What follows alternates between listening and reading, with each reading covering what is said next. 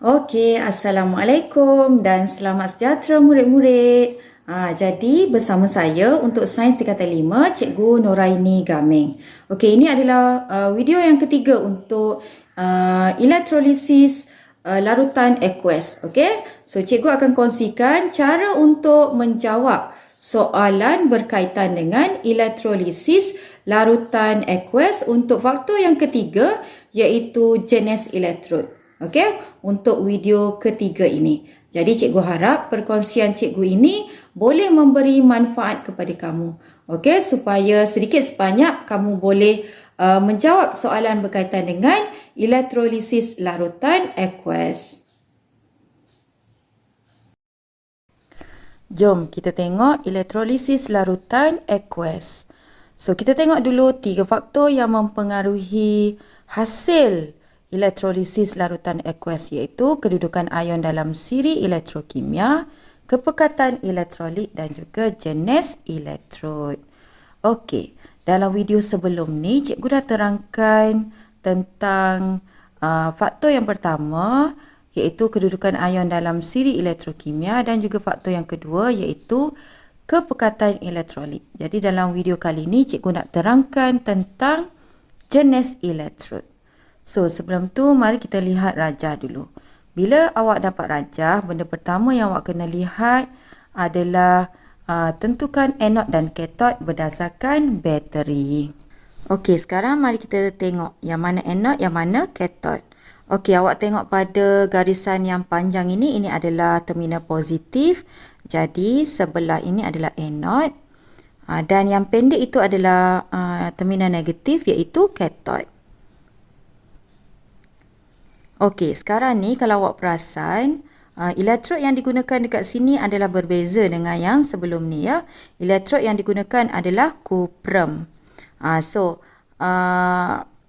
Dalam elektrolisis, bila kita menggunakan elektrod daripada logam yang sama dengan ion logam yang ada dalam larutan, maka kita kena lihat jenis elektrod.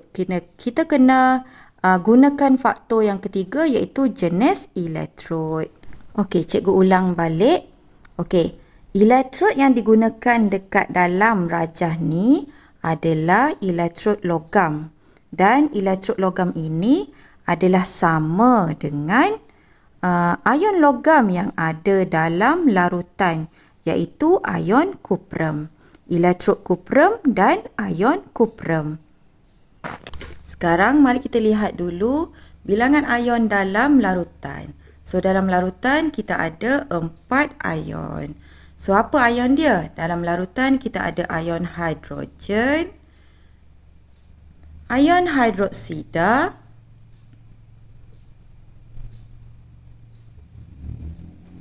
kemudian kita ada ion kuprum dan juga ion klorida. Ion kuprum adalah logam. Jadi, charge-nya adalah positif. Manakala ion klorida pula bukan logam, dia adalah bercas negatif. Ion hidrogen bercas positif dan ion hidroksida bercas negatif. Baiklah. Cation ataupun ion yang bercas positif akan bergerak ke katod. Manakala anion pula yang bercas negatif akan bergerak ke anod. So, mari kita lihat ion yang bergerak ke katod. Ion yang bergerak ke katod adalah cation, iaitu ion yang bercas positif. So, ion mana? Ion kuprum dan juga ion hidrogen. Okey, di katod, apa agaknya, yang mana agaknya ion yang akan dinyahcaskan di katod? Untuk katod, jenis elektrod tidak mempengaruhi hasil di katod. Tapi, di katod, kita tetap akan guna faktor yang pertama, iaitu kedudukan ion dalam siri elektrokimia. Jadi pelajar, untuk jenis elektrod dan juga kepekatan elektrolit, hanya anod sahaja. Hanya hasil di anod sahaja dipengaruhi oleh dua faktor ini.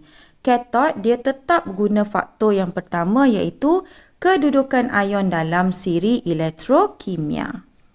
Okey, seperti dalam video 1 dan video 2, kita tengok apa ion, 3 ion yang paling bawah dalam siri elektrokimia iaitu ion hidrogen, ion kuprum dan juga ion argentum. Jadi kita akan pilih ion yang paling bawah sekali dalam siri elektrokimia.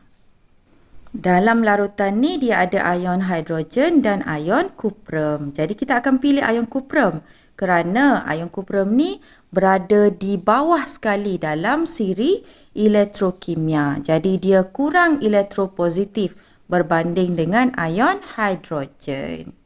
Okey, cikgu nak ingatkan lagi sekali, kalau dalam larutan tu ada ion kuprum, maka kita akan pilih ion kuprum. Kalau dalam larutan tu ada ion argentum, kita akan pilih ion argentum. Tapi kalau dalam larutan tu tak ada kuprum atau argentum, tapi ada ion lain, maka kita akan terus pilih ion hidrogen. Okey, sebab 3 ion ini sahaja ion yang paling di bawah sekali dalam siri elektrokimia. Sekarang mari kita lihat apa ion yang akan bergerak ke anod. Okey, ion yang bergerak ke anod adalah ion hidroksida dan juga ion klorida. Jadi, logam yang mana yang akan didischargekan di anod? Kita tengok balik ya, dia menggunakan elektrod kuprum, iaitu logam yang sama dalam larutan kuprum klorida. Jadi, dekat sini, kedua-dua ion ini tidak akan terpilih untuk didischargekan di anod. So, kalau dua-dua tidak terpilih, apa yang berlaku dekat anod? Inilah faktor yang ketiga iaitu jenis elektrod. So, apa yang berlaku dekat sini? Elektrod kuprum tadi, elektrod kuprum tersebut yang akan melarut dalam larutan. Okey, dia akan melarut dalam larutan.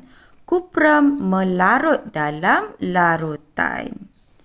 Kuprum ni akan melarut dalam larutan dan membentuk ion kuprum. Okey, saya ulang balik. Jika dalam elektrolisis larutan aqueous ni, kita menggunakan logam sebagai elektrod dan logam ini adalah sama dengan logam yang ada dalam larutan. Okey, ion logam yang ada dalam larutan, maka dekat anod, kuprum melarut dan membentuk ion kuprum 2. Dan di katod pula apa yang berlaku? Dekat katod, ion kuprum akan terenap.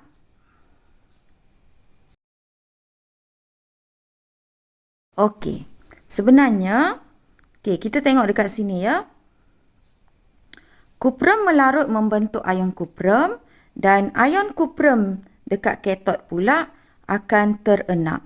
Jadi, apa yang berlaku kepada warna ataupun keadaan larutan elektrolit tadi? Okey, untuk makluman kamu, larutan kuprum klorida berwarna biru. Dia berwarna biru ya pelajar. Warna larutan kuprum 2 klorida adalah berwarna biru. Okey, kita tengok dekat sini ya. Dekat katod, kuprum terenap. Okey, dia akan menyebabkan kuprum pada katod tadi menebal. Manakala dekat anod pula kan dia melarut. Jadi bila dia melarut, kuprum anod tadi akan menipis. So apa yang berlaku kepada larutan biru, larutan kuprum 2 klorida tadi? Dalam larutan ni, ion kuprum yang terenap tadi, dia dah kurang ion kuprum kan dalam larutan. Tapi ion kuprum tu telah diganti dengan anod yang melarut tadi. Jadi dekat sini warna biru tu tadi kekal. Dia kekal warna biru disebabkan oleh bilangan ion kuprum dalam larutan dia masih lagi dikekalkan sebab kadar pengayunan atom kuprum di anod untuk membentuk ion kuprum ni adalah sama dengan kadar ion kuprum yang dinyahcaskan untuk membentuk atom kuprum yang terenap pada katod. Okey, sekarang mari kita lihat contoh soalan. Radas di atas digunakan untuk mengelektrolisis larutan kuprum 2 sulfat dengan menggunakan elektrod kuprum. Okey. So sekarang ni dia menggunakan elektrod kuprum. Kita tengok pada rajah ya. Okey, dia guna elektrod kuprum dan juga dia guna larutan kuprum 2 sulfat. Jadi, elektrod kuprum ni, logam kuprum adalah sama dengan ion logam kuprum dalam larutan. Okey, kita tengok soalan A. Tulis semua ion-ion yang hadir dalam larutan. So, dalam larutan kita ada ion hidrogen,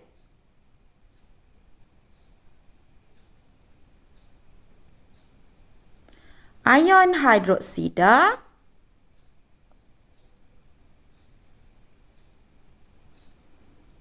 kemudian ada ion kuprum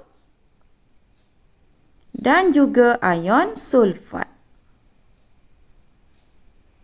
Okey, saya nak ingatkan ya, kalau dia kata tulis semua ion, pastikan kamu menulis ion hidrogen, ion hidroksida, ion kuprum sebab ada pelajar yang dia tertinggal perkataan ion kat depan tu. Dia tulis hidrogen, hidroksida. Jadi salah lah. Okey, pastikan jangan lupa tulis ion dekat depan dia tu ya. Okey, sekarang kita nak tengok soalan B. Apakah yang berlaku pada anod? Okey, sekarang ni diguna kuprum. Okey, logam yang sama dengan larutan. Okey, jadi maksudnya dekat sini kuprum akan melarut. Okey, so apa yang berlaku pada anod? Kuprum melarut. Dekat katod pula apa berlaku? Okey, dekat katod kita kena tengoklah ion mana yang akan bergerak ke katod. Okey, ion yang bergerak ke katod adalah ion hidrogen dan juga ion kuprum. Dekat sini kita kena buat pemilihan berdasarkan faktor yang pertama iaitu kedudukan ion dalam siri elektrokimia. Kita tengok dekat sini ya. Kita ada ion hidrogen. Okey, 3 yang paling bawah sekali. So kalau dia guna ion kuprum maka kita akan pilih ion kuprum sebab ion kuprum berada di bawah ion hidrogen dalam siri elektrokimia. Jadi apa yang berlaku dekat sini? Apa yang berlaku? Kuprum terenap. Okey, mari kita lihat soalan C. Terangkan mengapakah kepekatan larutan kuprum 2 sulfat tidak berubah selepas proses elektrolisis dilakukan. Okey, soalan dia tanya tidak berubah ya pelajar. Dia ada perkataan tidak berubah kat sini. Kenapa dia tidak berubah? So dia tidak berubah kerana kadar pengayunan. Okey, sebelum tu kita tengok dulu apa yang berlaku dekat sini. Okey, dekat sini, dekat katod ni, dia ada ion kuprum. So, ion kuprum ni telah dinyahcaskan dan terenap pada katod. Okey, dan dekat anod pula, logam kuprum ni akan melarut dan membentuk ion kuprum. Jadi dekat sini apa yang berlaku adalah ion kuprum tadi telah diganti dengan ion kuprum yang baru. Jadi jawapan dia adalah kadar pengayunan atom kuprum di anod untuk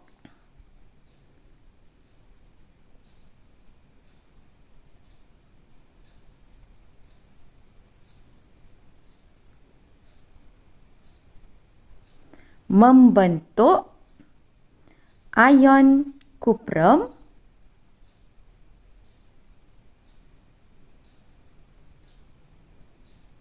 adalah sama dengan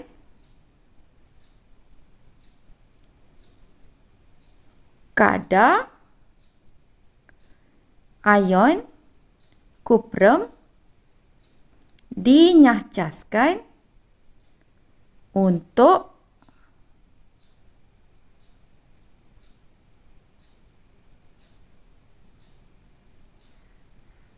membentuk atom kuprum yang terenap pada katod.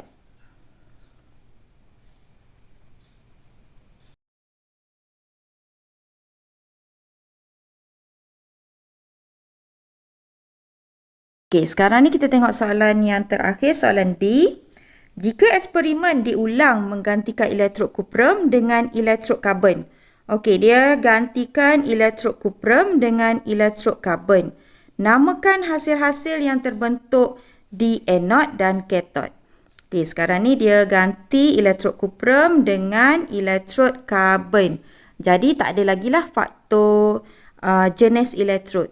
Jadi kita akan tengok faktor yang pertama iaitu kedudukan ion dalam siri elektrokimia. Jadi apa hasil di anod? Sebelum tu kita tengok dululah dalam larutan ni ada ion apa. So dalam larutan dia ada ion hidrogen, ion hidroksida, ion kuprum dan juga ion sulfat.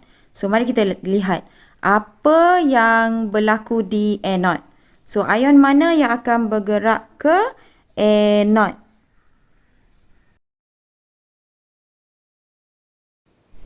Ion yang bergerak ke anod adalah ion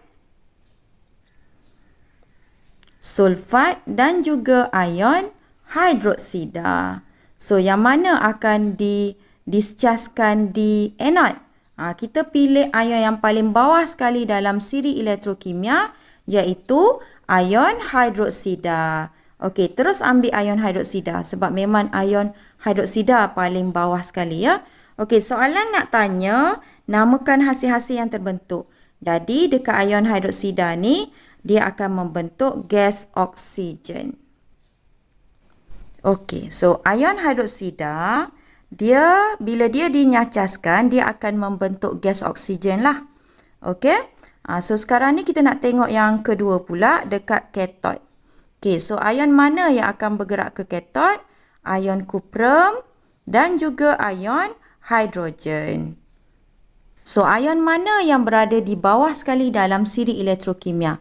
Ingat balik. So, ingat yang tiga yang sebelum ni cikgu tulis ya. Ion hidrogen dan ion kuprum. So, ion kuprum paling bawah sekali dalam siri elektrokimia. Jadi, ion kuprum ni akan membentuk atom kuprum. Okey. So, ion kuprum dipilih. Dinyahcaskan dan akan membentuk atom kuprum. Atau kita juga boleh tulis kuprum terenap.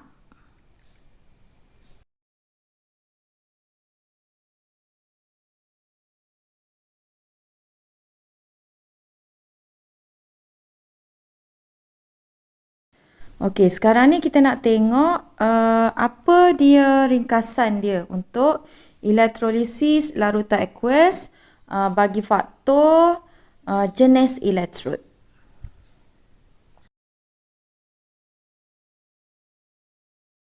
Okey, jadi untuk faktor jenis elektrod ni, benda yang kita nak kena tengok adalah adakah elektrod yang digunakan tu sama.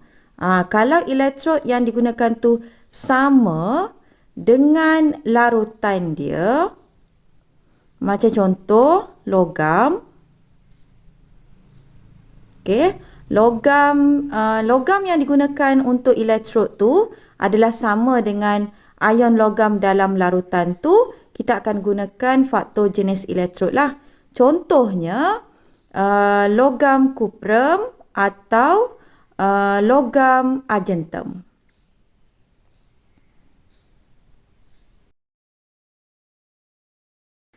Okey, kalau dia guna elektrod yang tak sama, tak sama dengan larutan. Larutan ni maksudnya kita nak tengok ion logam dalam larutan tu lah. Okey, ion logam yang kita nak tengok dalam larutan tu. Okey, adakah elektrod yang digunakan tu sama dengan ion logam dia atau tak sama dengan ion logam dia? Contoh untuk elektrod yang tak sama ni macam karbon. Okey, biasa kita guna karbon lah. Okey, kalau kita guna elektrod yang sama, apa jadi dekat katod? Dekat katod ni, dia memang akan guna faktor yang pertama je, iaitu kedudukan ion dalam siri elektrokimia. Okey, so awak kena ingat 3 ion ni yang dalam siri elektrokimia untuk cation. Okey, hidrogen ion, cuprum ion dan juga argentum ion. Dekat anode pula dia akan ikut faktor jenis elektrod. Jadi apa yang berlaku dekat sini? Elektrod akan melarut. Elektrod akan melarut. Okey, kita tengok dekat elektrod yang tak sama dekat sini. Okey, untuk elektrod yang tak sama, dekat katod kita akan guna faktor yang pertama, iaitu kedudukan ion dalam siri elektrokimia. Sama juga dengan anode. Okey, dekat anode pun kita akan guna faktor yang pertama juga. Kedudukan ion dalam siri elektrokimia. Okey, sama ya untuk dua-dua. Okey, untuk katod, okey, awak kena ingat 3 ion ni lah. Ion yang paling bawah sekali dalam siri elektrokimia. Dekat anode pula, ingat hydroxide ion yang paling bawah sekali. Jadi, terus ambil hydroxide ion. Tak perlu fikir panjang. Terus ambil hydroxide ion. Sebab hydroxide ion memang ion yang paling bawah sekali dalam siri elektrokimia. Okey, untuk katod pula ingat 3 ion tu. Alright, so cikgu dah selesai dah untuk faktor yang ketiga, jenis elektrod. Terima kasih kerana menonton video cikgu. Cikgu harap video ini boleh memberi manfaat kepada kamu. Okey, terima kasih. Bye-bye.